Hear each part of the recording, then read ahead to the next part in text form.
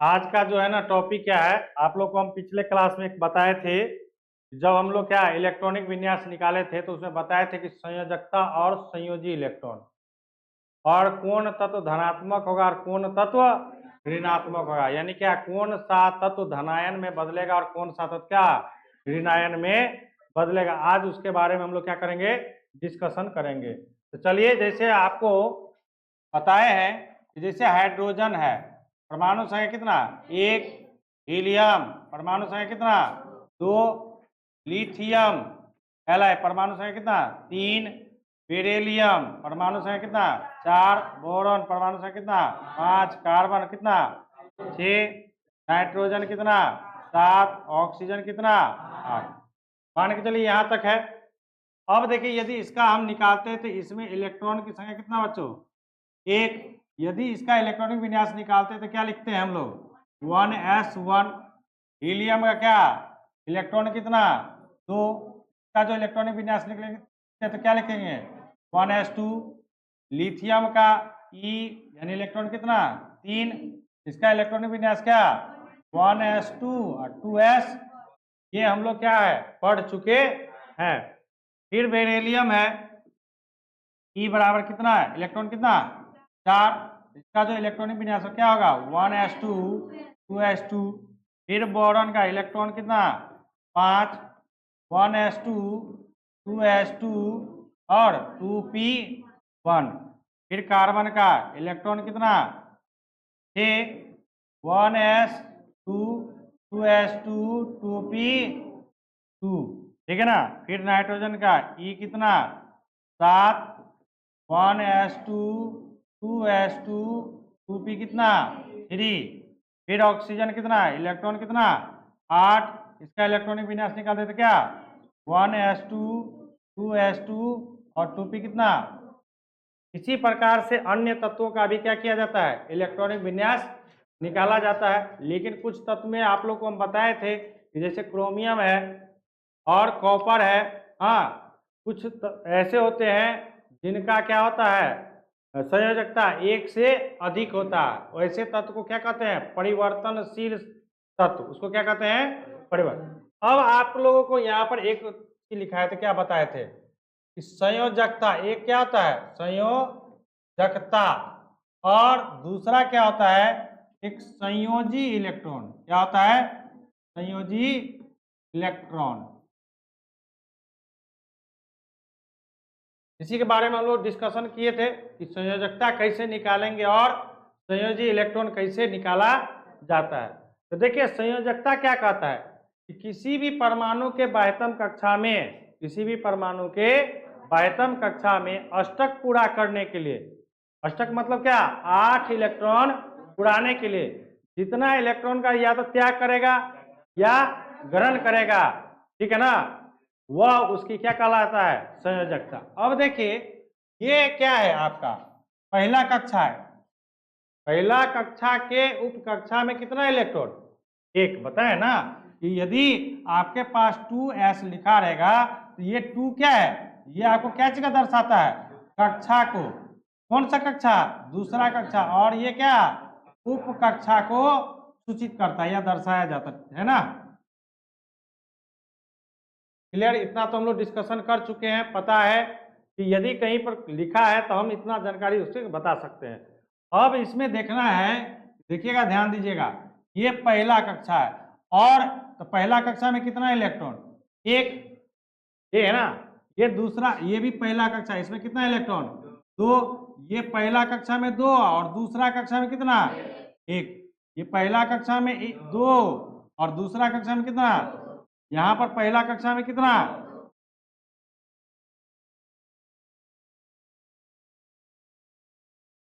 पहला कक्षा में कितना है, दो। और दूसरा कक्षा, ये भी दो है, ये भी दो है, तो टोटल कितना दूसरा कक्षा में, तीन। यहाँ पर पहला कक्षा में कितना, दो। दूसरा कक्षा में कितना, चार। फिर पहला कक्षा में कितना और दूसरा कक्षा में कितना, पांच। फिर पहला कक्षा में कितना और दूसरा, टोटल दूसरा कक्षा में कितना, छह। अब आपको यहाँ पर समझना है कि संयोजकता कितनी है और संयोजी इलेक्ट्रॉन कितना है। तो कहता है कि किसी भी परमाणु के बाह्यतम कक्षा में अष्टक पूरा करने के लिए यानी 8 इलेक्ट्रॉन उड़ाने के लिए या तो त्याग करेगा या ग्रहण करेगा। तो इस प्रकार से त्याग जितना किया रहेगा वही उसका क्या कहलाएगा, या जितना ग्रहण किया रहेगा वही उसका क्या कहलाएगा, संयोजकता कहलाएगा। देखो अब एस, अब यहाँ पर 8, ये पहला कक्षा और दूसरा कक्षा में 8 इलेक्ट्रॉन नहीं पूर्ण सकता। क्यों? हाइड्रोजन के लिए और हीलियम के लिए पहला कक्षा में 8 इलेक्ट्रॉन नहीं पूर्ण सकता है, क्योंकि इसके पास क्या है, पहला कक्षा ही है। केवल और केवल कितना कक्षा उपस्थित है, पहला, और पहला कक्षा की क्षमता ही कितना है, 2 इलेक्ट्रॉन। तो क्या ये 8 इलेक्ट्रॉन लेगा? नहीं लेगा। तो इसके पास कितना इलेक्ट्रॉन, 1 है बाहरी कक्षा में, तो संयोजकता भी 1 और इसका संयोजी इलेक्ट्रॉन भी, यानी ये 1 इलेक्ट्रॉन क्या करेगा, साझा कर सकता है। तो साझा करेगा तब ना 1 1 2 पूरेगा, तब ना अपने आप पे स्टेबल होगा, क्योंकि पहला कक्षा में कितना चाहिए, 2 इलेक्ट्रॉन चाहिए अपने आप को क्या करने के लिए, स्थिर रखने के लिए। हर तत्व चाहता क्या, अपने आप को क्या करे, स्टेबल करे। अब हर तत्व चाहता क्या, अपने आप को क्या करे, स्टेबल रहे। अब देखिए यहाँ पर इसके पास 2 है ही, तो ना ये किसी को लेगा ना किसी को देगा, तो इसलिए इसका संयोजकता कितना हो जाता है, इसका 0। लेकिन संयोजी इलेक्ट्रॉन इसका बाहरी कक्षा में कितना इलेक्ट्रॉन है, 2। अब एस है, दूसरा कक्षा है, तो दूसरा कक्षा में कितना इलेक्ट्रॉन, 8 इलेक्ट्रॉन रह सकता है, लेकिन इसके दूसरा कक्षा में कितना इलेक्ट्रॉन, 1। तो क्या 7 को लेगा, हमेशा कम लिया जाता है। और यदि इसको 7 देगा भी तो ऐसे है ना, इसको रखने की क्षमता है, एस में अधिक से अधिक कितना रख सकता है, 2 ही ना, तो और 6 को क्या करेगा, कहाँ रखेगा उसको। इसलिए ये दूसरा कक्षा में कितना, बाहरी कक्षा में कितना इलेक्ट्रॉन है, 1। इसका संयोजकता भी कितना होगा, 1, क्योंकि ये 7 को ले नहीं सकता है, क्योंकि इसके रखने के लिए जगह भी नहीं है, क्योंकि इसमें P उपस्थित नहीं है। इसका संयोजी इलेक्ट्रॉन भी क्या हो जाएगा, 1। अब देखिए इसका संयोजकता कितना, बाहरी कक्षा में कितना है, 2। 6 को इसको कोई देगा, हमेशा कम दिया जाता है, और कम लिया, हाँ कम या तो देगा या कम लेगा, तो 6 इसके नहीं हो गए, इसलिए इसका संयोजकता कितना होगा, 2। संयोजी इलेक्ट्रॉन भी कितना, इसमें देखो बाहरी कक्षा में कितना इलेक्ट्रॉन, 3, तो 5 को कोई देगा नहीं, 5 को कोई देगा नहीं, इसलिए इसका संयोजकता कितना, 3। संयोजी इलेक्ट्रॉन भी कितना, 3। अब इसमें देखो इसका संयोजकता कितना, कार्बन का टोटल कितना, 4। 4 ले भी सकता है, 4 दे भी सकता है, ये 4 इलेक्ट्रॉन, और इसका संयोजी इलेक्ट्रॉन भी कितना, 4। बोले सर सब तो संयोजकता संयोजी इलेक्ट्रॉन समान है, नहीं ऐसा थोड़ी है। देखो ना यहाँ पर संयोजकता कितना, संयोजी इलेक्ट्रॉन कितना, 2। अब यहाँ पर भी देखिए, अब इसके बाहरी कक्षा में कितना इलेक्ट्रॉन, अब क्या करेगा, ये 8 पुराने के लिए 3 गो लेगा, तो लेगा तो इसका संयोजकता कितना, लेकिन संयोजी इलेक्ट्रॉन कितना बाहरी कक्षा में है। अब देखो इसका फिर ऑक्सीजन का कितना चाहिए इसको 8 पूरने के लिए, 2, तो इसका संयोजकता कितना, 2, और इसका संयोजी इलेक्ट्रॉन कितना। इस प्रकार से संयोजकता क्या किया जाता है, संयोजकता और संयोजी इलेक्ट्रॉन को ज्ञात किया जाता है। लेकिन कुछ ऐसे भी तत्व हैं जिनका 1 से अधिक क्या होता है, संयोजकता होता है। जैसे में फेरस है, फेरस का 2 3 होता है, कॉपर का 1 2 होता है, ठीक है ना। तो बहुत सारा ऐसा तत्व है जिसका कुछ क्या है, 1 से अधिक क्या होता है, संयोजकता होता है। उसके बारे में हम लोग डिस्कशन करेंगे अगले जब चैप्टर जब हम लोग पढ़ेंगे। तो ये अभी बता, अब यहाँ पर आप लोग को क्या बोले, धनायन और ऋणायन कैसे समझेंगे कि कौन धन वाला बनेगा। तो ध्यान देखना कि जो ग्रहण करता है, जो ग्रहण करता है उस पर कैसा आवेश होता है, ऋणात्मक का, कैसा, और जो त्याग करता है उस पर कैसा, धनात्मक का। समझिएगा जैसे, और अभी मान के चलिए ऑक्सीजन हो गया, उसके बाद क्या है, क्लोरीन है 9, उसके बाद नियोन, हाँ सोडियम Na, तो 9 10 1, इसका इलेक्ट्रॉन ई कितना हमारे पास 9, इसमें इलेक्ट्रॉन कितना 10, इसमें ई इलेक्ट्रॉन कितना 11, इसका निकाले इलेक्ट्रॉनिक विन्यास तो क्या होगा 1s2 2s2 2p कितना 5, ठीक है ना, 2 5 2 7 7 2 9 हो गया। इसका निकालते क्या 1s2 2s2 2p कितना 6, 2 6 2 8 2 10 गया ना। यदि इसका निकालते तो क्या 1s2 2s2 2p कितना 6 और 3s1। तो पहला कक्षा में 2, दूसरा कक्षा में कितना 8, तीसरा कक्षा में कितना 1 इलेक्ट्रॉन।